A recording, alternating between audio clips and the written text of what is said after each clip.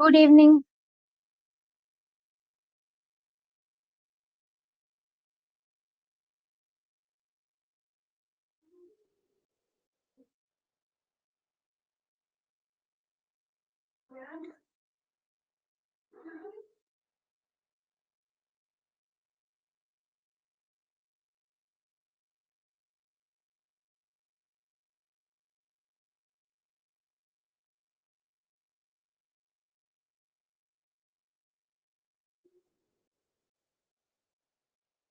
फटाफट बच्चे आ जाएं, उसके बाद क्लास स्टार्ट करते हैं। ठीक है, मेरी आवाज सबको आ रहा है? एक बार वो क्लियर कर दीजिए, उसके बाद हम लोग स्टार्ट करेंगे। नमस्ते राम लखन, मेरी आवाज आ रही है आपको? क्लियर है सब कुछ?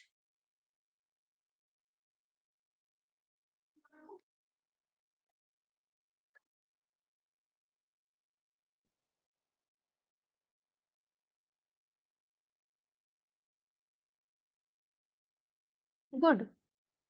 तो आज थोड़ा सा कंफ्यूज हो रहे होंगे आप लोग कि हम लोग तीन तीन थिंकर एक साथ कैसे पढ़ेंगे। ठीक है, हम लोग कोशिश करेंगे कि इनको हम लोग कवर करें, क्योंकि क्या है कि हमारे एग्जाम में अब ज्यादा दिन नहीं बचा है और हम चाहते हैं कि लास्ट में कुछ तो टाइम बचे जिसमें हम लोग एमसीक्यू लगा पाए। ठीक है, अब ऐसा नहीं है ना कि हम लोग का सिलेबस एग्जाम के दिन खत्म हो, ऐसा नहीं होना चाहिए। इस वजह से थोड़ा जल्दी जल्दी थिंकर्स को करना पड़ेगा, क्योंकि थिंकर्स बहुत है और हम सब जानते हैं कि थिंकर्स में क्या इम्पोर्टेंट है और क्या इम्पोर्टेंट नहीं है। तो उसी के हिसाब से हम पढ़ेंगे। ठीक है,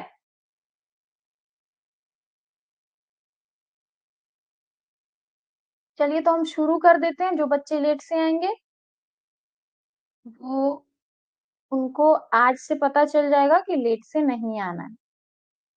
ठीक है, तो सबसे पहली थिंकर है हमारी, गुड इवनिंग मधु, पंडिता रामाबाई, जिनका जन्म 1858 में हुआ था और डेथ 1922 में हुआ था। ठीक है, और इंडियन थिंकर की ये पहली महिला थिंकर है ना? तो जैसे वेस्टर्न थिंकर्स में नारीवाद को लेकर उन लोगों ने बात की थी, ठीक है, फेमिनिस्ट को लेकर, पंडिता रमाबाई ने भी वही चीज किया है। सबसे पहले जानते हैं कि इनको टाइटल, एक सेकेंड,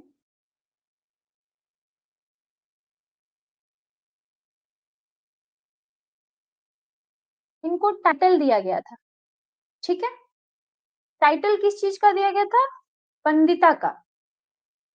पहला टाइटल क्या है उनका?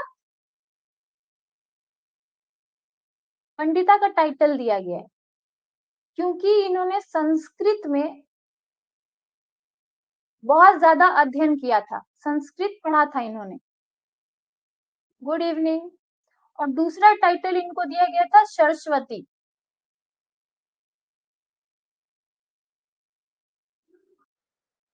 तो दो टाइटल, पहला पंडिता, सेकंड सरस्वती, क्योंकि इन्होंने संस्कृत की पढ़ाई की थी।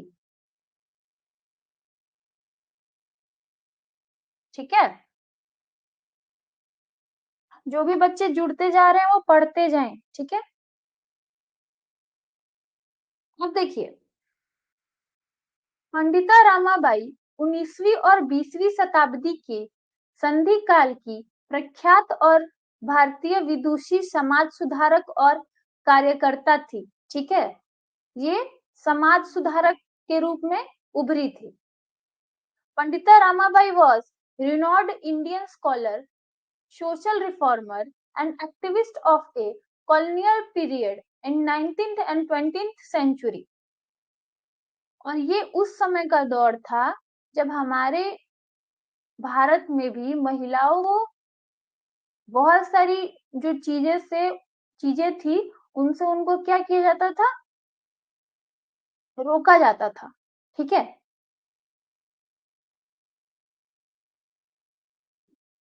अब देखिए, पंडिता रामाबाई को भारत में जन्मे नारीवाद और नारी क्रिया, फेमिनिज्म की प्रमुख उन्नायक मानना स्वार्थयुक्त है। ठीक है, जैसे मैंने बताया कि इन्होंने नारीवाद के लिए ही बहुत ज्यादा काम किया, तो इसीलिए वो उसी के लिए जानी जाती है। It would be absolutely logical to consider Pandita Ramabai as the main pioneer of feminism born in India. लेकिन इसके बावजूद भी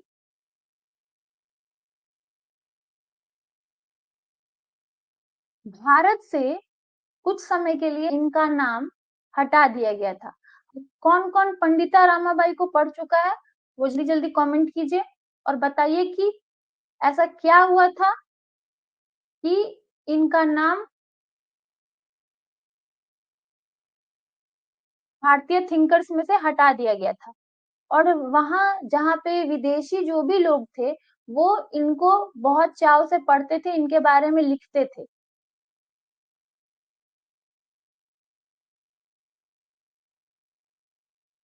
भारत का जो समाज सुधारक का इतिहास है उसमें से इनको क्या कर दिया गया था, दरकिनार कर दिया गया था, हटा दिया गया था। उसका क्या रीजन है, किसी को भी पता है?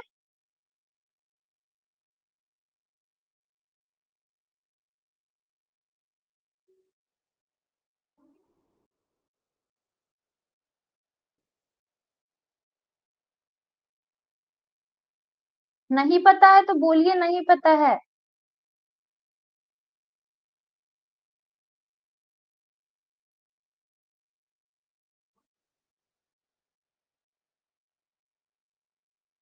गुड कविता। अगर नहीं पता है तो बोल सकते हैं ना कि नहीं पता है, क्या दिक्कत है?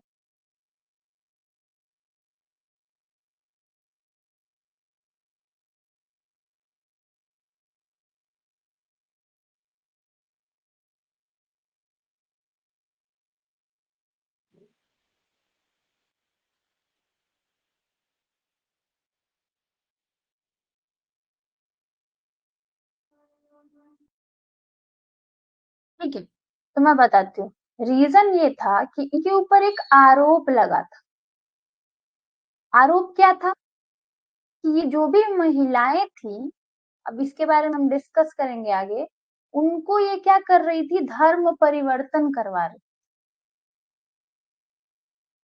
ठीक है, दूसरी चीज ये है कि समाज सुधारक का काम क्या होता है कि वो समाज में जो भी चीजें हो रही हैं उसमें सुधार करे। लेकिन इनको माना गया है कि इन्होंने विरोध करना शुरू कर दिया था। ठीक है, ये एक दो रीजन है, इसके वजह से भारतीय जो समाज सुधारक का इतिहास है उसमें से इनको हटा दिया गया था कुछ समय के लिए। ये क्लियर है सबको?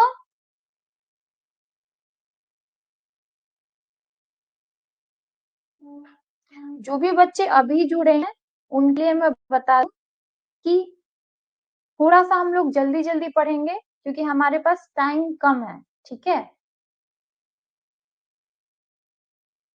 अगर हम लोग हर थिंकर को, क्योंकि हमें भी पता है कि थिंकर्स में से क्या आता है और क्या नहीं, जो बच्चों को नहीं पता है वो बच्चे जाके प्रीवियस ईयर क्वेश्चन पेपर उठाए, उनको पता चल जाएगा कि कैसे क्वेश्चंस आते हैं।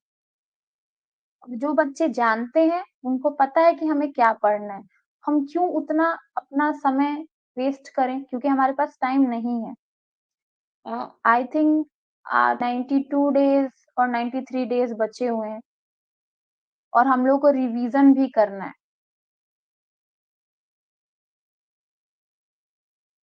ठीक है, थोड़ा आप लोगों पे परेशानी होगी क्योंकि आप लोगों को ज्यादा पढ़ना पड़ेगा, तो पढ़ लीजिएगा क्योंकि ज्यादा टाइम तो है नहीं।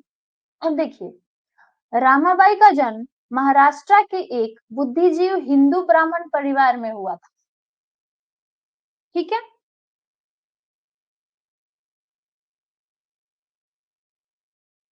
ब्राह्मण परिवार में इनका जन्म हुआ था, लेकिन इनका जन्म उस समय हुआ था, जाहिर सी बात है, मैंने आप लोगों को हमेशा बताया है कि कोई भी थिंकर होता है तो उसके समय का उसको प्रभाव पड़ता है।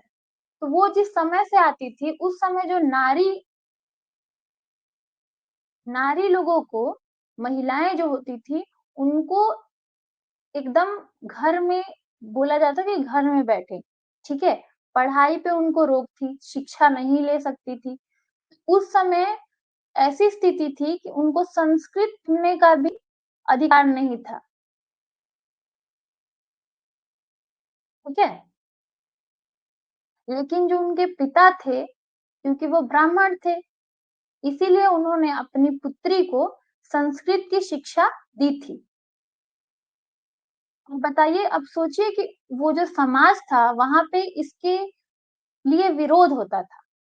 तो एक तरह से उस समय इन लोगों को गांव से बाहर भी कर दिया गया था इसके लिए। तो वो ये सारी चीजें देख के बड़ी हुई थी,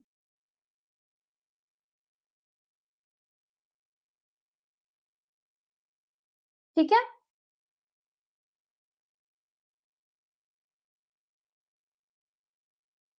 यहाँ तक सब कोई क्लियर हो गया?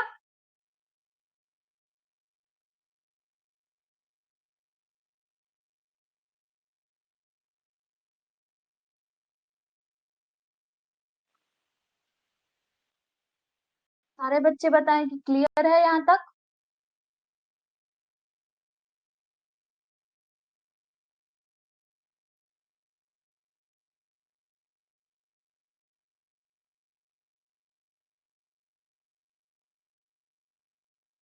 अब देखिए, कुछ बदलाव, पहले सारे बच्चे पेन निकाल लें, पेपर निकाल लें, और फिर फटाफट बताएं।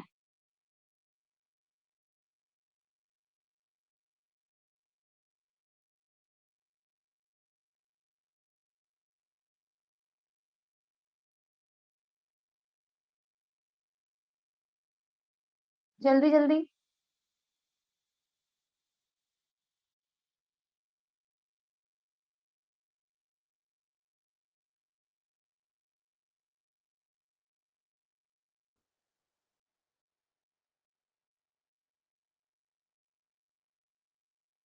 देखिए, पहली चीज तो ये है कि अब हम लोग जानेंगे कि उन्होंने क्या बदलाव किए थे, उनके वजह से क्या क्या बदलाव आए थे, ठीक है, चेंजेस।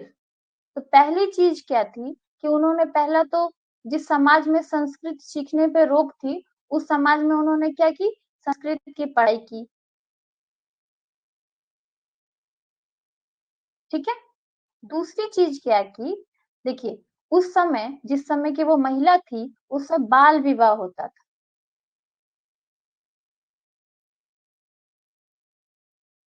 तो उन्होंने 22 वर्ष की आयु में ये सिद्ध कर दिया कि, मतलब 22 वर्ष की आयु तक अगर जब उन्होंने शादी नहीं की, तो इससे भी इन्होंने क्या किया, ये सिद्ध कर दिया कि बाल विवाह गलत है, ठीक है। तीसरी चीज क्या की कि इन्होंने, उस समय जाति और धर्म भी बहुत ज्यादा चल रहा था, ठीक है, जात पात बहुत ज्यादा चल रहा था। तो इन्होंने क्या की, एक छोटे जाति के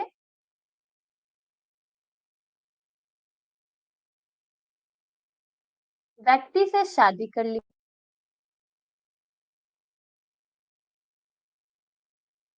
ठीक है।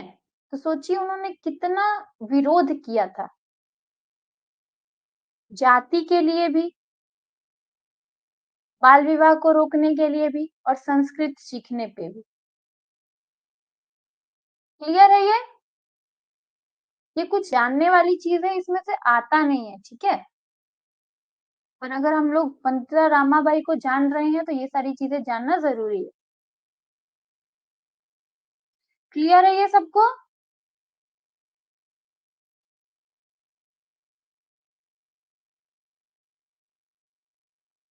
सारे बच्चे बोलेंगे जो भी बैठ रहे हैं, कविता, रामलखन, जगन्नाथ, मधु, सबको क्लियर है?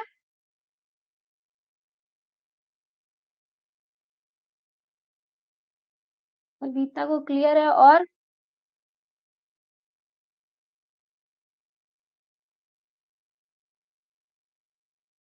कुछ ऐड करना होगा तो वो आप लोग बताइएगा, जो बच्चे पढ़ चुके हैं, ठीक है।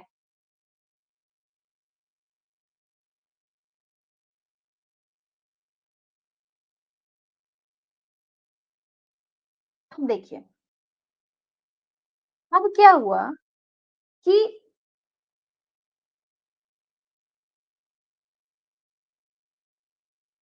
ये सारी चीजें तो इन्होंने की, साथ में अब इन ये इंग्लिश सीखने के लिए चली गई इंग्लैंड।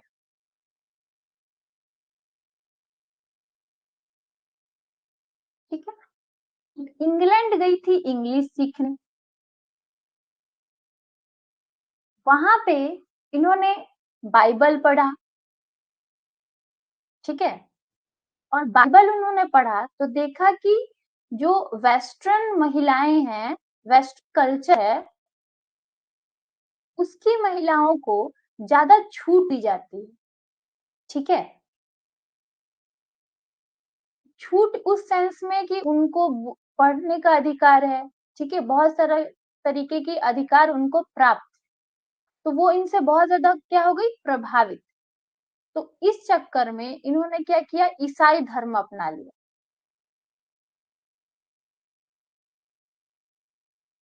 आए के क्वेश्चन।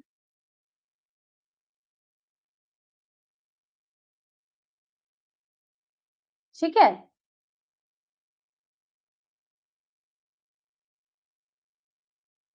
और जब ईसाई धर्म अपनाया, ठीक है, तो के क्वेश्चन सारे लोग हैं क्लास में, आप रोज एक ही बात क्यों पूछते हो कि क्लास में कौन है कौन नहीं।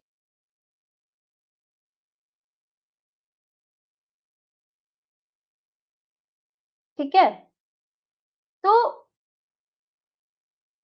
अब जब इन्होंने ईसाई धर्म अपनाया तो इनका नाम क्या, इनका नाम बदल गया। ठीक है, और वो नाम क्या हो गया,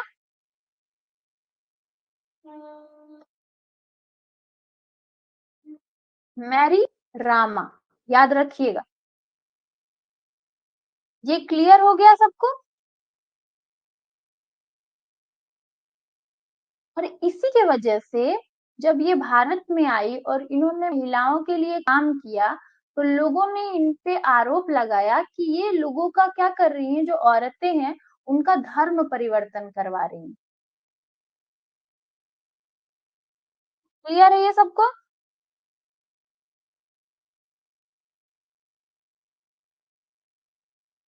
सारे बच्चे बोलेंगे,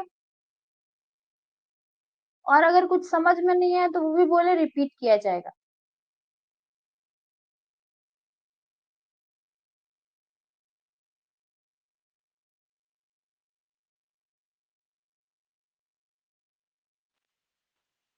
थोड़ा फास्ट।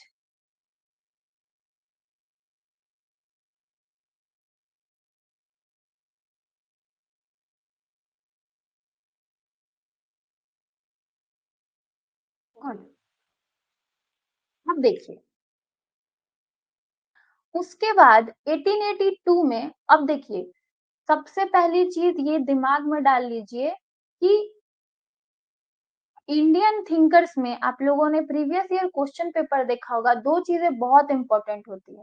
एक तो डेट्स, बुक्स, और उन्होंने जो भी थिंकिंग दी है, थॉट्स दिए हैं, वो इसी के बेस से ये सारे क्वेश्चंस बनते हैं।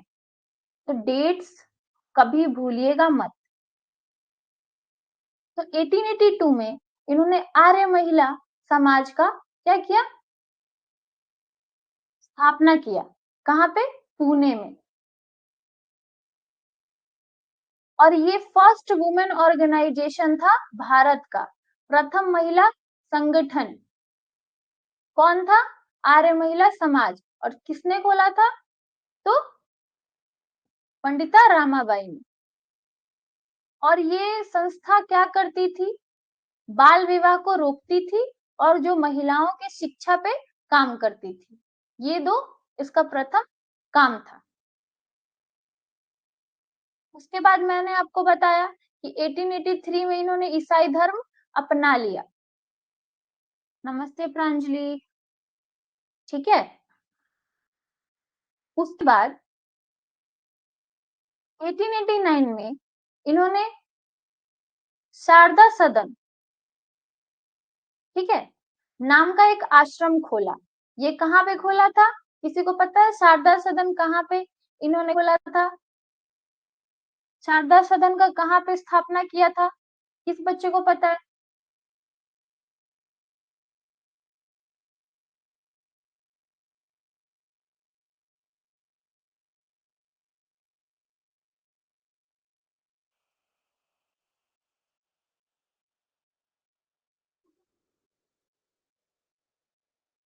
Very good, Ram Lakhan. हाँ, तब बम्बई थी, आज मुंबई है, बट मुंबई ही याद रखेंगे, ठीक है? मुंबई में थी। अब ये काम क्या करती थी?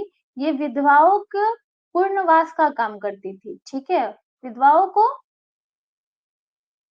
घर देती थी और साथ में क्या करती थी कि कुछ रोजगार के लिए ये शिक्षा प्रदान करती थी, जिससे उनका जीवन यापन हो सके, ठीक है? लेकिन क्या हुआ कि इसी सदन पे आरोप लगा, मैंने आप लोगों को बताया कि यहाँ पे जो हिंदू महिलाएं हैं, ठीक है, इंडियन वुमेन,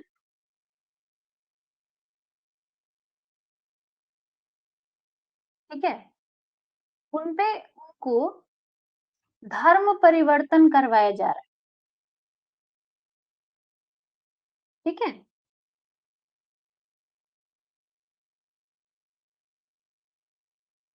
हाँ, उच्च जाति के लिए, हिंदू महिलाओं के लिए बनवाया गया था, तो आप वही समझ सकते हो। तो ये आरोप इस सदन पे लगा था, शारदा सदन पे, कि ये धर्म परिवर्तन करवा रही हैं सारी महिलाओं का,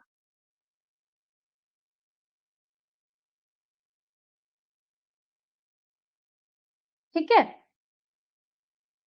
क्लियर है यहाँ तक?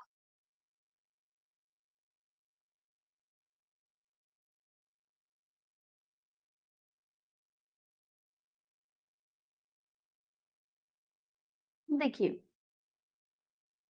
1898 में इन्होंने फिर कृपा सदन खोला था, जो वेश्यावृत्ति पे जो भी महिलाएं चली गई हैं उनको दोबारा जो रियल स्टेट है उस पे कैसे लाया जाए, उस पे ये कृपा सदन काम करता था,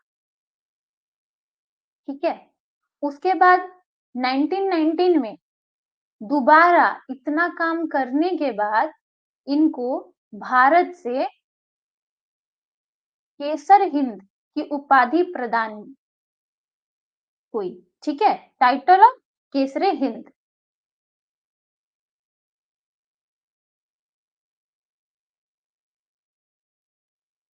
और फिर 1989 में भारत सरकार ने उनके सम्मान में डाक टिकट जारी किया। The government of India issued the postage stamp in his honour, her honour. Clear? तो इनके थिंकिंग से हम लोग को क्या पता चलता है? आप लोग बताइए।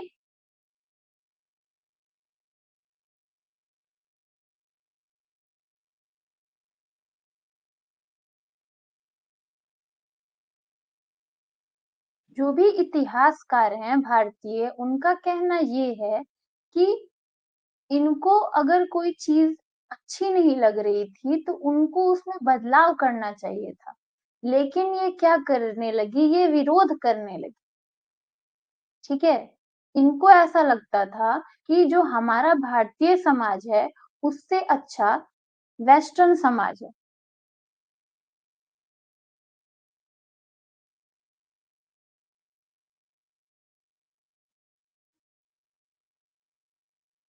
मंजू मंजूनाथ, आप नए हो क्या?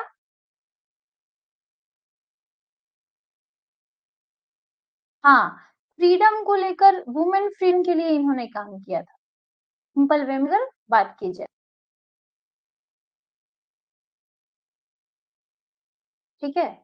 महिलाओं, और ये चाहती थी कि महिलाएं क्या करें, शिक्षा लें, क्योंकि अगर महिलाएं शिक्षा लेंगी तभी जाके उन्हें समझ में आएगा कि उनकी अच्छाई किन चीजों में है। ठीक है, तो इनके डेट्स याद रखिएगा और इन्होंने क्या क्या कब कौन सा सदन,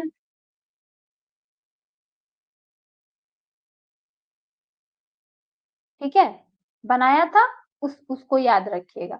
अब इन्होंने बुक्स लिखे हैं, इनके वर्क्स, तो पहला बुक है the high cast Hindu women. जाहिर सी बात है, वो हिंदू वुमेन्स के लिए भी वो बहुत सारा काम कर रही थी, तो उनके लिए वो तो किताब लिखेंगी ही ना। तो 1887 में इन्होंने the high cast Hindu women पे बुक लिखी थी। उसके बाद the people of Maratha country 1900 में इन्होंने ये लिखी। स्त्री धर्म नीति, धर्म ऑफ वुमेन,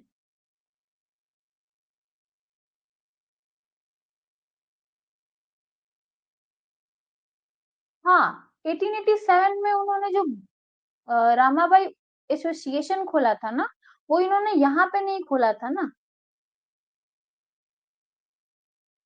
इसीलिए उसकी चर्चा नहीं करेंगे। देखिए, जो भी अगर वेस्टर्न थिंकर्स रहते तो वो इसकी चर्चा करेंगे, ठीक है।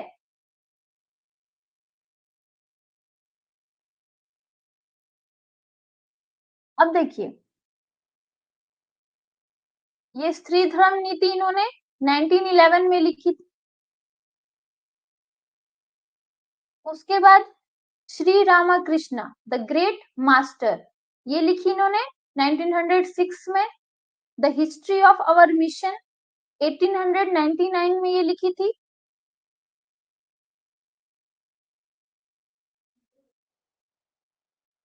Rural sanitations in India, Bharat के ग्रामीण स्वच्छता 1916 में लिखी थी। द हिंदू लेडी वेल्स 1887 में लिखी थी, और ये बहुत इंपॉर्टेंट बुक है, ठीक है। ये बुक्स याद रखिएगा, और सबसे इंपॉर्टेंट चीज है कि बुक्स में असेंडिंग और डिसेंडिंग दोनों चीजों में याद रखिएगा, और डेट और उसका नाम। क्लियर है ये? जितने भी बच्चे हैं उनको क्लियर हो गया?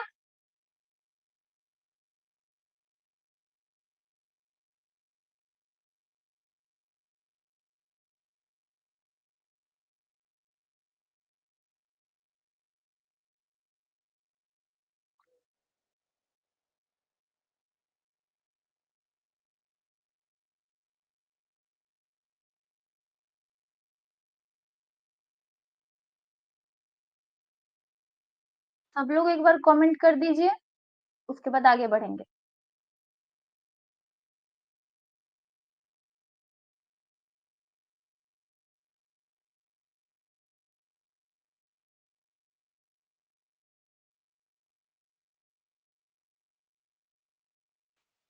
गुड। इसी के साथ पंडिता रामाबाई खत्म हो गई, ठीक है। अब as a political science student हम लोग पंडिता रामाबाई को पढ़ रहे हैं, ठीक है। पढ़ने के लिए बहुत सारी चीजें। अब क्या है ना, कि हम लोगों को वही चीज पढ़नी है ना जो हमारे एग्जाम में आएगी। और हर बच्चा, मैं पहले भी बोलती हूँ अभी भी बोल रही हूँ, कि हर बच्चा आप जाओ और जाके जो प्रीवियस ईयर क्वेश्चन पेपर देखो, आप लोग को आइडिया होगा कि क्या आएगा क्या नहीं आएगा, क्या पढ़ना है क्या नहीं पढ़ना, ठीक है। चलिए अब नेक्स्ट थिंकर को स्टार्ट करते हैं। पानी वानी लेके बैठिए, क्योंकि थोड़ा सा ज्यादा हो जाएगा। कौन कौन बच्चा बाल गंगाधर तिलक को पढ़ चुका है, वो एक बार कमेंट सारे बच्चे करेंगे, बताइए।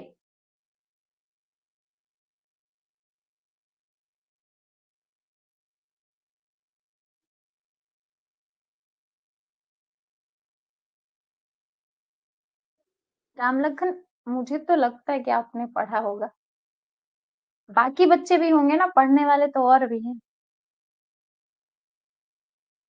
अभी कुछ बच्चों का नेट खत्म होने के चक्कर में ना, प्रांजलि ने भी पढ़ लिया है, वो गायब ही रह रहे हैं, जैसे विश्वजीत और भी बच्चे हैं। अभी हमेशा उनका नेट का इशू हो जा रहा है। मधु ने भी पढ़ा है ना, वेरी गुड। तो अब देखिए कितने कि आप लोगों ने क्या पढ़ा है, हम लोग उसको शॉर्ट फॉर्म में कैसे पढ़ रहे हैं, जो हमारे एग्जाम के लिए जरूरी है। ठीक है, सबसे पहले स्टार्टिंग से ही स्टार्ट करते हैं। बाल गंगाधर तिलक टॉपिक का नाम है, और लोकमान्य इनका क्या है, टाइटल है।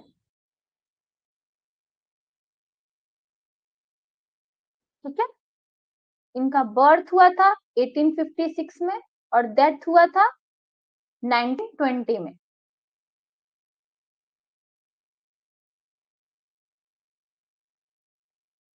अच्छा, एक और बात बोलनी थी कि अ, कौन बच्चे ओपी गुआभा का बुक पढ़ चुके हैं या फिर अभी पढ़ रहे हैं लेके?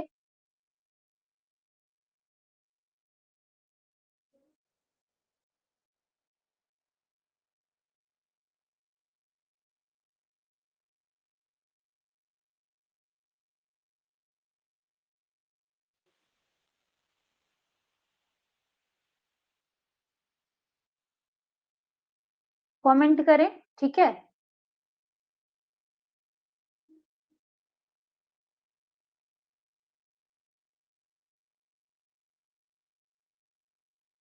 फटाफट कमेंट कीजिए फिर आगे बढ़ेंगे।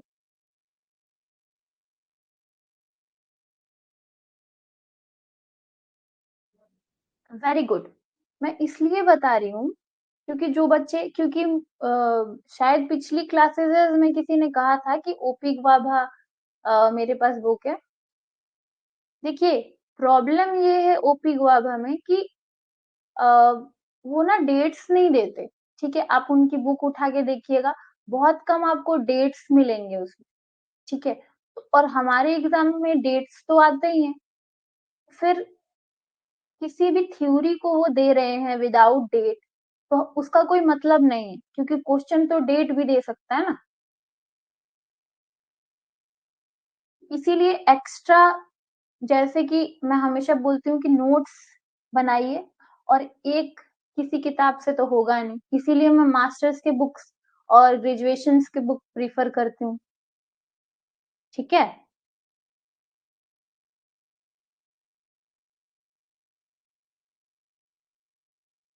चलिए शुरू करते हैं।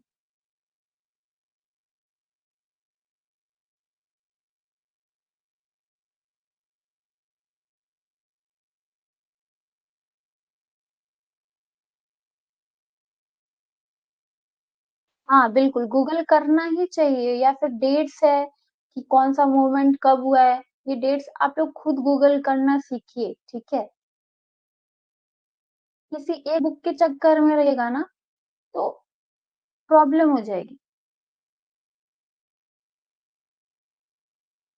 देखिए, लोकमान्य बाल गंगाधर तिलक 1856 से लेकर 1920 को भारतीय राष्ट्रवाद का भागीरथ ऋषि कहा जाता है। वह वे एक महान पत्रकार, शिक्षक, जननायक और स्वतंत्रता सेनानी थे। अब इनका योगदान रहा है हमारी आजादी में। लोकमान्य बाल Gangadhar Tilak is called a Bhagirath sage of Indian nationalism. He was the great journalist, teacher, public leader and freedom fighter.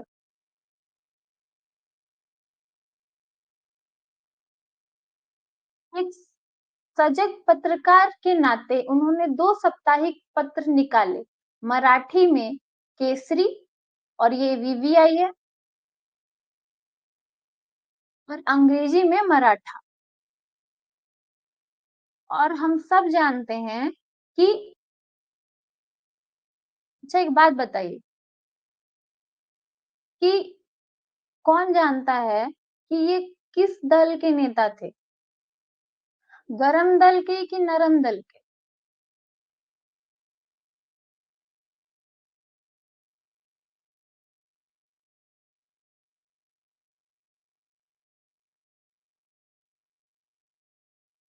अगर मैं बोल रही हूँ कि इनका संबंध आजादी से है, ठीक है, तो 2 दल थे, तो ये आते हैं बिल्कुल सही, गरम दल के, ठीक है?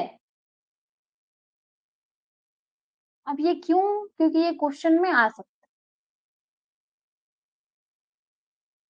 है। ये क्रांति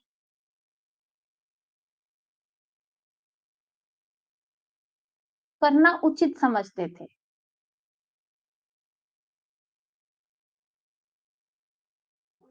अब देखिए, समाज सुधारक के रूप में इन्होंने काम किया है। समाज सुधारक का कार्यक्रम, प्रोग्राम ऑफ सोशल रिफॉर्म। उन्होंने भारतीयों को विदेश यात्रा करने की प्रेरणा दी। अब देखिए, पहली चीज तो ये है कि जब वो समाज सुधारक कार्यक्रम उन्होंने शुरू किया, तो बाकी जो दलों के लोग थे, वो क्या कर रहे थे? वो सपोर्ट ले रहे थे इसका, अंग्रेजों का, ठीक है। लेकिन इनका मानना था कि आजादी क्या है? हमारी है और हमें ही मिलनी चाहिए, ठीक है। हमें इसको किसी से मांगने की जरूरत नहीं है, वो हमारा अधिकार है। तो इन्होंने किसी से हेल्प लेने से क्या कर दिया था? बोला कि हेल्प लेने से अच्छा है कि हम खुद जाके क्या करें? समाज सुधारक में कार्य करें। तो इन्होंने उस समाज सुधारक के लिए कार्य करने के लिए सबसे पहले बोला कि भारतीयों को विदेश यात्रा करने की प्रेरणा दी, ताकि उनके ज्ञान और विचार शक्ति का विस्तार हो, ठीक है। अगर हम यात्रा करेंगे तो इससे क्या होगा कि हमारे सोचने की शक्ति क्या होगी? बढ़ेगी।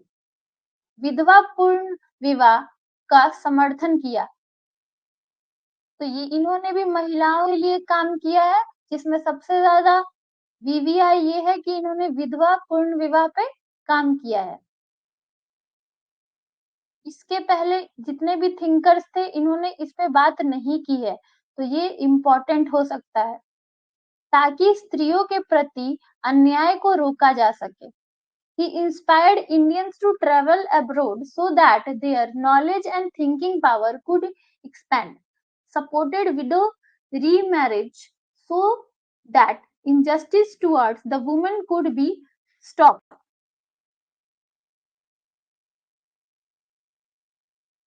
क्वेश्चन ये आ सकता है कि जो विडो रीमैरिज की बात किस विचारक ने की है? भारतीय विचारक ने। तो कौन से होंगे? किसका नाम आप लोग लेंगे? कमेंट कीजिए।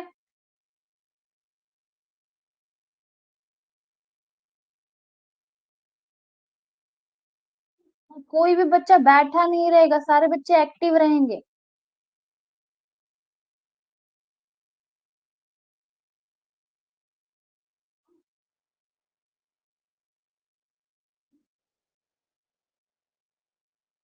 वेरी गुड, बाल गंगाधर तिलक। उसके बाद इन्होंने क्या किया? स्त्री शिक्षा की पैरवी की, मतलब जो स्त्रियों के शिक्षा के लिए इन्होंने बात की। हस्तप्रेक्ष, इसका मतलब क्या है कि छुआछूत, ठीक है, इसके लिए भी इन्होंने विरोध किया। जाहिर सी बात है, हम लोग जितने भी थिंकर्स को तक पढ़ चुके हैं, सब में जात पात बहुत ज्यादा देखने को मिल रही है, तो इनके समय भी यही सारी चीजें इनको देखने को मिली, और जात पात पर आधारित भेदभाव की निंदा इन्होंने की है, ठीक है। To advocate from the women education, oppose the inhuman practice of untouchability and condemned discrimination based on caste. ये क्लियर है सब?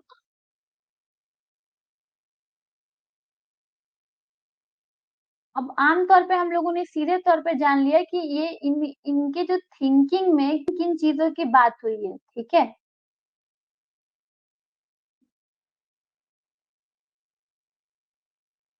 ये चाहते थे कि भारतीय अपनी सोच को बदलें, ठीक है।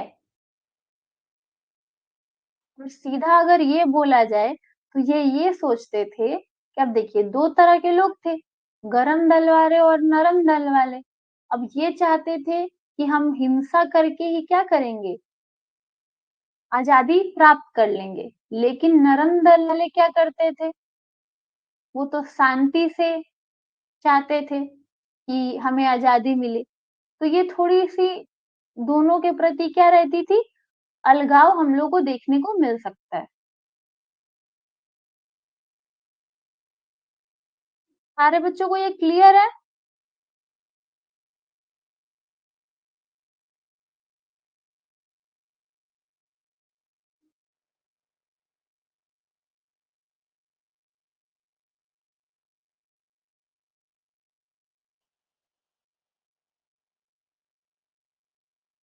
और जो भी बच्चे हैं, जगन्नाथ, राम लखन, केकशन, गुड कविता, प्रांजलि,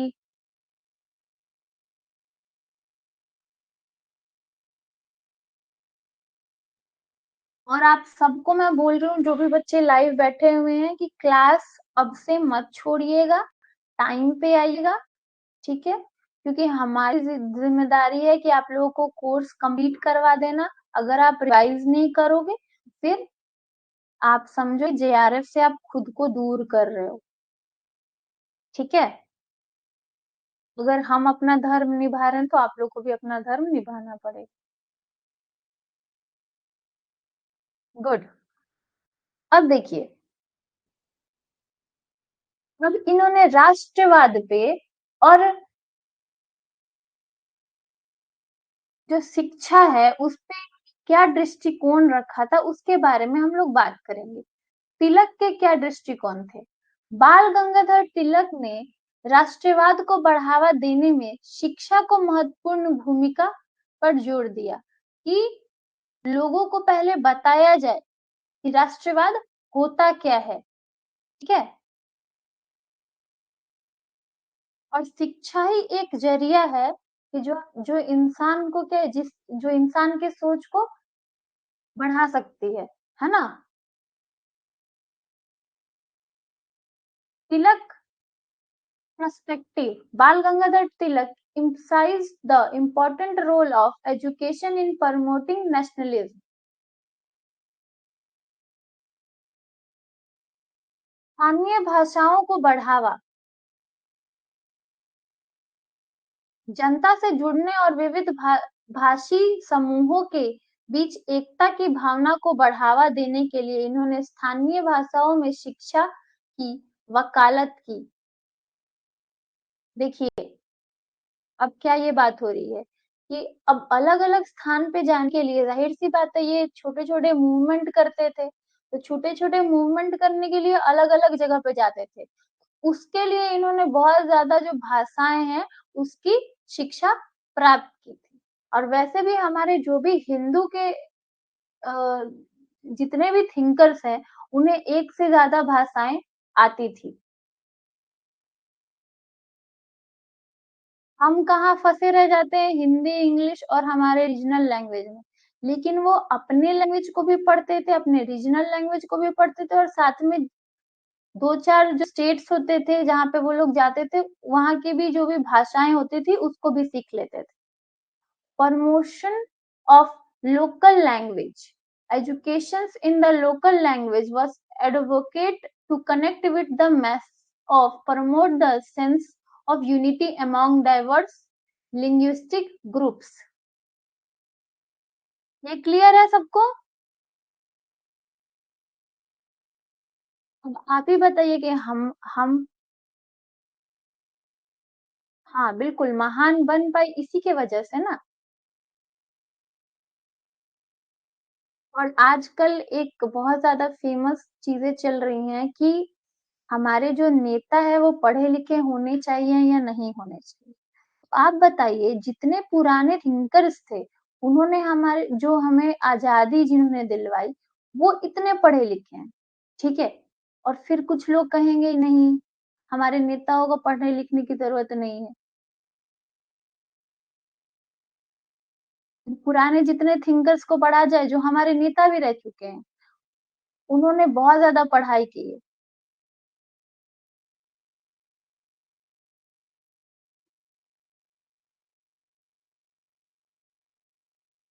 उसके बाद जैसे हम लोगों ने पढ़ा कि इन्होंने केसरी समाचार पत्र,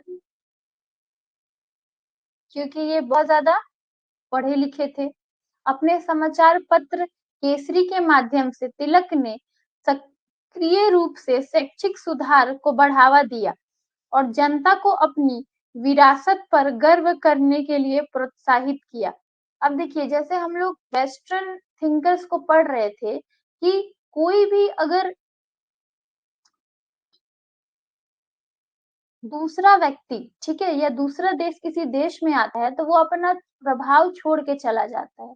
सेम यही हो रहा था, ठीक है।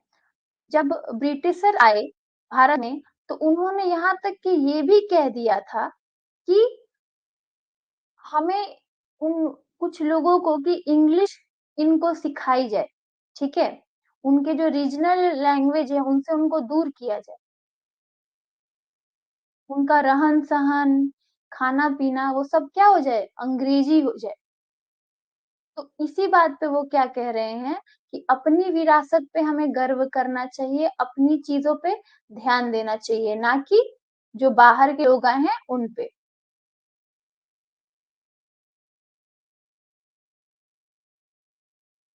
बिल्कुल।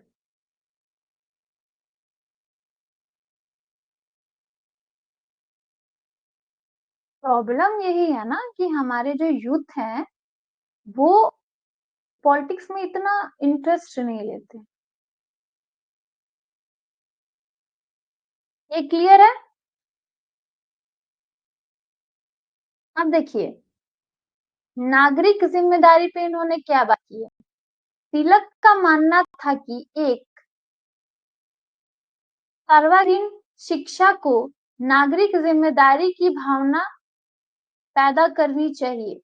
ऐसे व्यक्तियों को बढ़ावा देना चाहिए जो न केवल साक्षर हो बल्कि देश की भलाई के लिए सक्रिय रूप में लगे हों। ठीक है, इन्होंने ये बोला कि अगर कोई व्यक्ति शिक्षा को जिम्मेदारी की भावना से पढ़ेगा, ठीक है, या लोगों को बताएगा, तो वैसा व्यक्ति क्या होगा कि हमारे देश को बढ़ावा दे सकता है। इन्होंने शिक्षा को ही मेन जड़ माना, ठीक है, डेवलपमेंट का।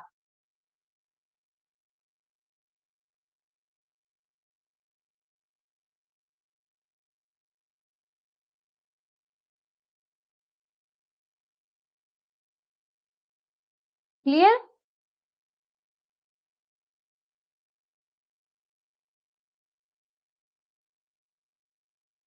और इनको हम लोग कॉन्स्टिट्यूशन में भी पढ़ेंगे, ठीक है, जब हम लोग कॉन्स्टिट्यूशन पढ़ेंगे तब इनको हम लोग पढ़ेंगे, उसमें उनका रोल अलग होगा। अभी हम लोग इनके थॉट्स और थिंकिंग को पढ़ रहे हैं, इनकी किताबों को पढ़ रहे हैं। ये क्लियर है सबको। अगर क्लियर है तो बोलिए कि हाँ क्लियर है फटाफट। तिलक believed that all around education should inculcate the sense of civil responsibility, fostering individuals who are not only literate but also actively engaged in the welfare of our country. Good.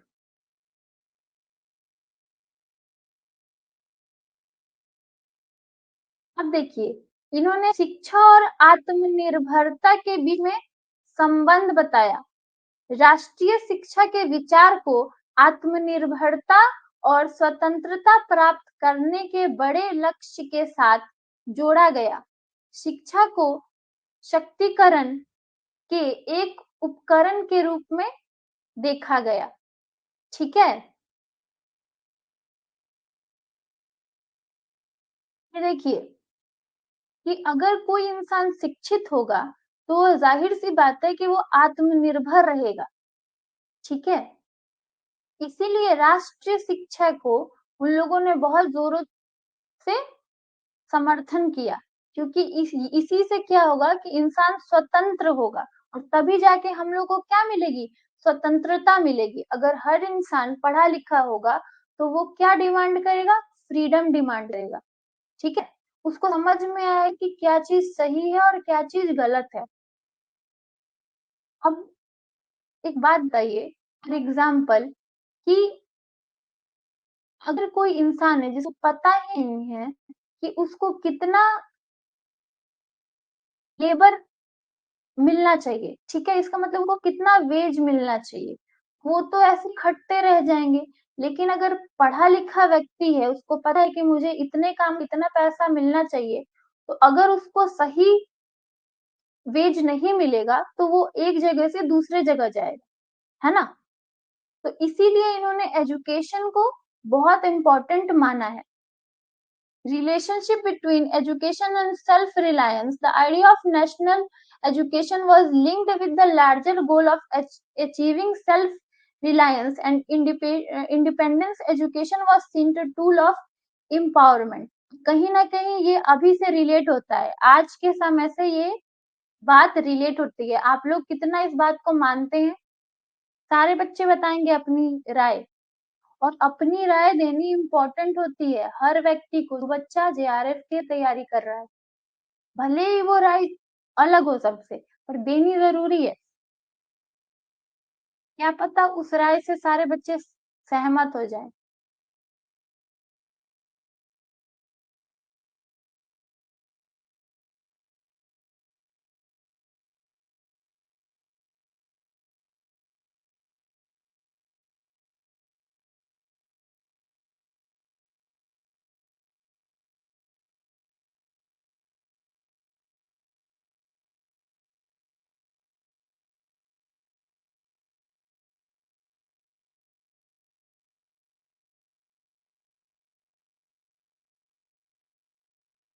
फटाफट comment कीजिए।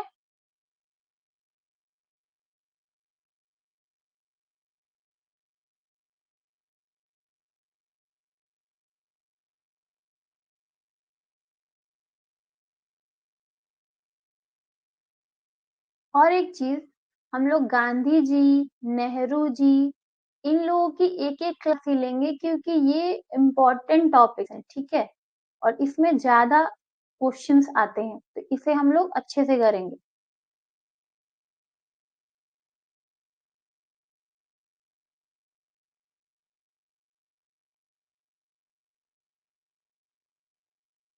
कितने बच्चे relate कर रहे हैं इस बात से कि जो इन्होंने शिक्षा और आत्मनिर्भरता की बात की है, वो आज के युग में कितनी कारागार है।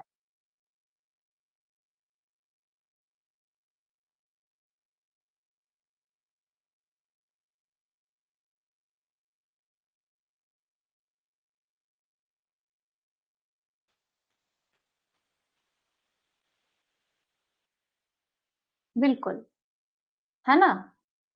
एजुकेशन इम्पोर्टेंट है, जिस बात को उन्होंने उस समय उठाया था। अब स्वदेशी मूवमेंट के बारे में कौन जानता है? इन्होंने स्वदेशी मूवमेंट में बहुत एक महत्वपूर्ण भूमिका निभाई थी। बाल गंगाधर तिलक ने 1905 से 1908 तक चले स्वदेशी आंदोलन में महत्वपूर्ण भूमिका निभाई थी। The Bal Gangadhar Tilak played an important role in the Swadeshi movement from 1905 to 1908. बिल्कुल, आप जानते हो। बताओ स्वदेशी मूवमेंट होता क्या है? अपने अपने भाषा में सारे बच्चे लिखेंगे। रामलखन, प्रांजलि, मधु, जगन्नाथ, कविता और जितने भी बच्चे हैं, ठीक है? मुझे इतनों का ही अभी नाम याद है क्योंकि यही एक्टिव है। और जो भी बच्चे हैं सारे लिखें। स्वदेशी मूवमेंट क्या होता है अपने भाषा में लिखेंगे।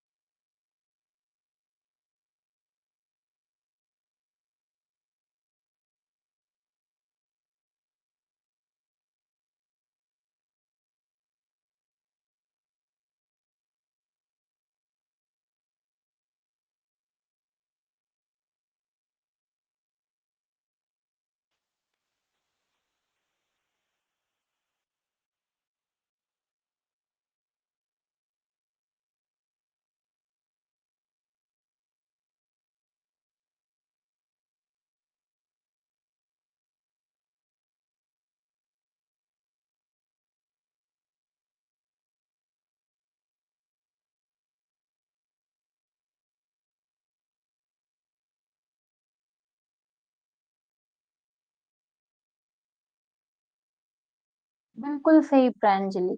अपने देश की चीजों का उपयोग करना, ठीक है? जो भी बाहरी चीजें हैं, उसको त्याग कर देना।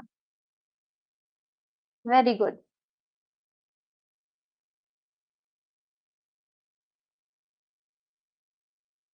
विदेशी वस्तुओं का बहिष्कार। उन्होंने ब्रिटिश शासन के खिलाफ विरोध के रूप में भारतीय आबादी को विदेशी निर्मित वस्तुओं का बहिष्कार करने के लिए सक्रिय रूप से प्रोत्साहित किया। इस आंदोलन का उद्देश्य स्वदेशी उद्योगों को आत्मनिर्भरता का बढ़ावा देना था। जो भी हमारे देश में जो भी उद्योग चल रहे थे, उसको क्या करना, बढ़ावा देना था। बिल्कुल सही राम।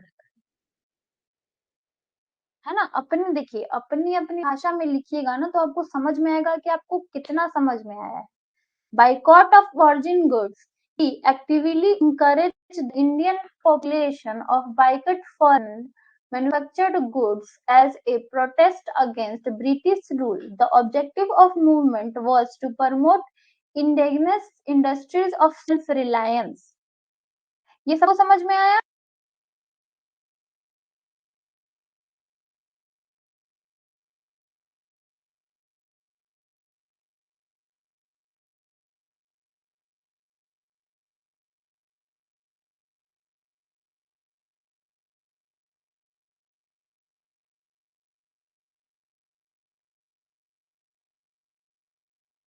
अब देखिए, इसके साथ साथ ये मूवमेंट भी चल रहा था, और इन्होंने क्या किया था कि आप सब पता है कि उस समय क्या हो रहा था, कि आप सब जानते होंगे कि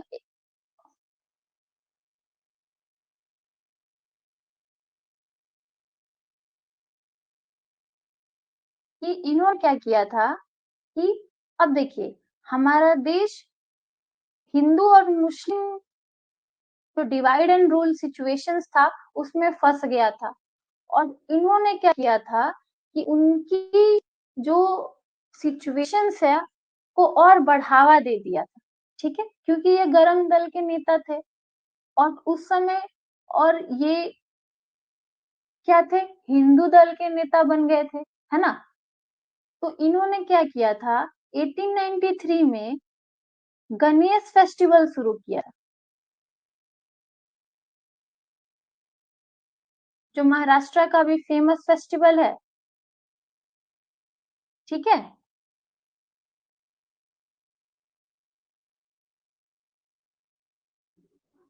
गणेश जी की पूजा होती है। और उसके बाद 1895 में इन्होंने शिवाजी फेस्टिवल शुरू किया था।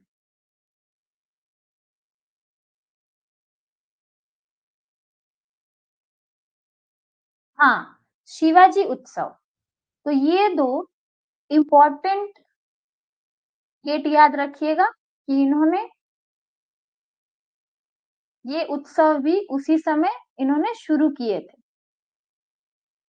हाँ, और इससे क्या हुआ था, हाँ, इससे क्या हुआ था कि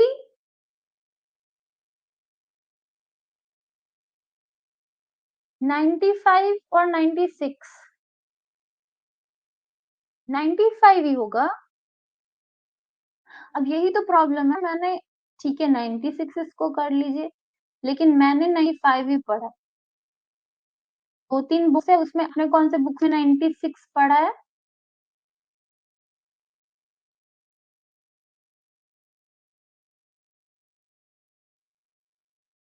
गूगल पे आई थिंक 96 लिखा होगा, मैंने गूगल नहीं चेक किया है।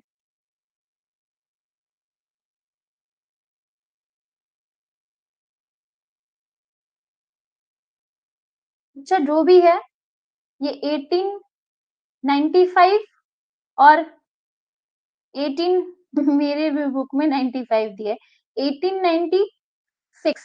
ये अगर कहीं आपको ऑप्शंस में आ जाता है 95, तो 95 कीजिएगा, ऑप्शन में अगर 96 आएगा तो 96 कीजिएगा। एक उतना तो हम लोग याद कर सकते हैं, ठीक है? अब देखिए,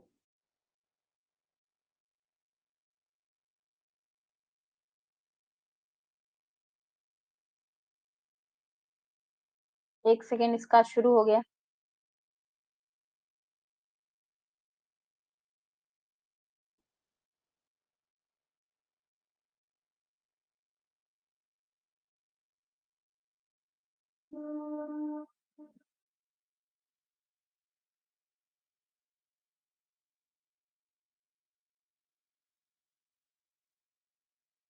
अब देखिए, इनके वर्क्स, इन्होंने ज़्यादा किताबें नहीं लिखी हैं।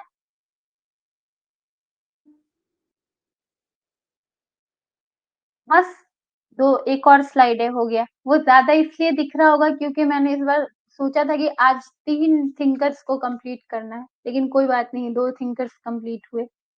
जितने छोटे-छोटे थिंकर्स हैं ना, उनको एक साथ पहले पढ़ लेंगे जल्दी-जल्दी, और जो बड़े-बड़े थिंकर्स हैं, उनको तो हम लोग आराम से पढ़ेंगे। ठीक है? तो वर्क्स इनके हैं, Gita Rahasya, the secret of Bhagavad Gita, जो 1915 में पब्लिश हुई थी। गीता रहस्य, ठीक है? The Arctic home in the Vedas, published in 1903। दूसरी किताब, तीसरी आप सब जानते हैं, केसरी और मराठा, जो 1881 और 1906 में पब्लिश हुई थी। और उसके बाद सार्वजनिक सत्याधर्म पुस्तक, जो 1909 में इन्होंने लिखी थी, उसके करीब में लिखी थी। क्लियर?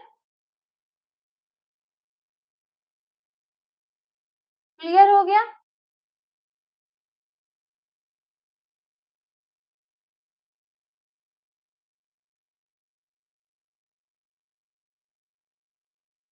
सारे बच्चे, जितने बच्चे लाइव बैठे हैं, उनको क्लियर हो गया? हम लोगों ने 2 थिंकर्स पढ़ लिया।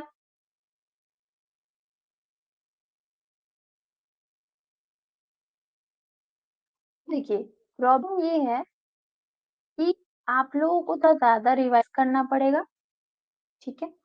रिवाइज़ करना शुरू कर दीजिए, पुराने भी जितने भी पढ़ाई हो रही हो और अभी भी, क्योंकि हमारे पास टाइम नहीं है। राम लखन जो काम डाउन करते हैं ना, 96, 92, उससे थोड़ा समझ में आ गया है कि अभी इतना ही बचा हुआ है। तो हम लोग अब लेट नहीं कर सकते, क्योंकि एट लास्ट हम लोगों को 10 दिन चाहिए या फिर 15 दिन चाहिए लास्ट में, कि हम लोग एमसीक्यू लगा सकें। ठीक है? तभी तो हम लोग बहुत ज़्यादा प्रिपेयर हो पाएँगे ना एग्ज़ाम के लिए। तो अगर हम लोग जितना जल्दी अपना सिलेबस कंप्लीट करेंगे, उतना ही जल्दी हमारे लिए अच्छा होगा। तो अगर मैं, मान लीजिए मैंने सिलेबस कंप्लीट करवा दिया और आपने रिवाइज़ ही नहीं किया, तो एमसीक्यूज़ के टाइम पे आप लोग कन्फ्यूज़ हो जाओगे। तो साथ-साथ में, हाँ, वही 89, मैंने भी संडे को काउंट किया था। तभी तो मैंने बोला ना कि अब फटाफट पढ़ते हैं। ठीक है? तो इसीलिए जितना आप लोगों को पढ़ाया जा रहा है, रिवाइज़ उसको लगातार करते जाइए।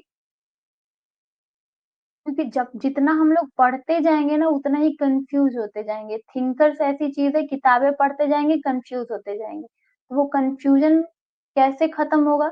याद करके। तो याद तो आप लोग को ही करना है ना।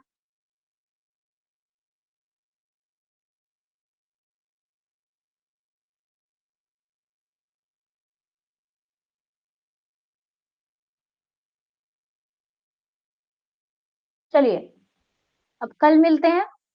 कल भी 2 थिंकर्स हम लोग पढ़ेंगे, ठीक है?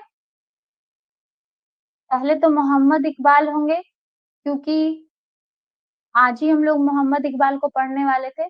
दूसरे थिंकर्स मैं नोटिस में डाल दूँगी कि कौन से थिंकर्स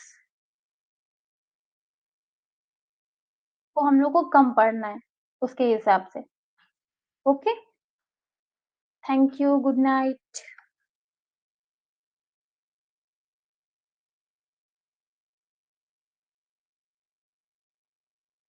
अब राम लखन को अच्छा लग रहा होगा कि हम लोग अब सारे भागा भागी कर रहे हैं।